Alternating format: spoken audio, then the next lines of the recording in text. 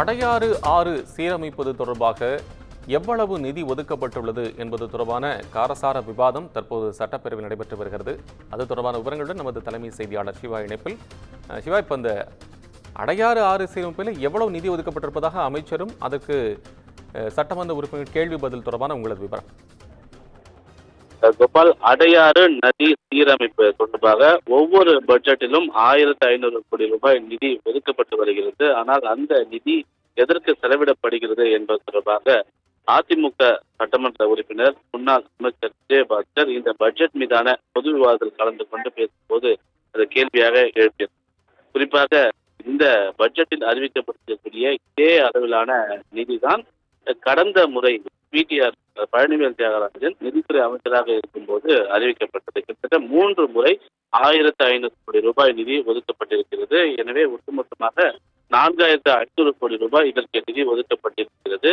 இந்த நிதியில் என்னதான் படி திட்டங்கள் அடையாறு நதி சீரமைப்பதற்காக மேற்கொள்ளப்பட்டிருக்கிறது என்பது தொடர்பான விளக்கத்தை வழங்க வேண்டும் என்று அவர் கேள்வி எழுப்பினார்.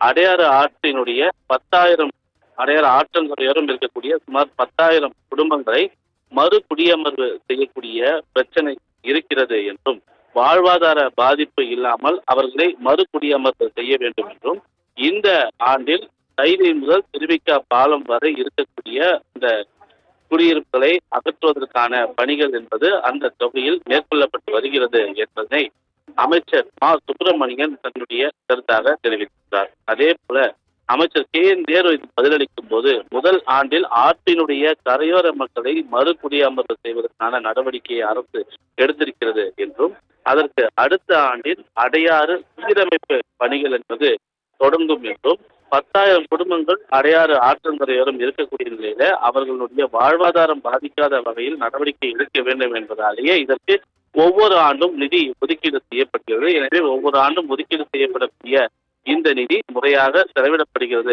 என்பதனை விஜயபாஸ்கர் எழுப்பிய கேள்விக்கு அமைச்சர் KN நேருவும் மா சுப்பிரமணியனும் பதிலாக வழங்கியிருக்கிறார். கோபால், நன்றி சிவா, உங்கள் அண்மை விவரங்களுக்கு நன்றி.